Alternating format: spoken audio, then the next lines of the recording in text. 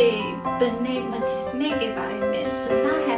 मतलब है तो आधे से बनी हुई बहुत से मुख्तलिफ चीज़ें यानी शसी हगा या जानवर या जानदार बहुत सारी मुख्तलिफ चीज़ें हैं। और आज मैं इसी तरह के एक म्यूजियम में मौजूद हूँ और आपको तो आटा से बने मुजस्मा कैसे बनाया जाता है तो आपको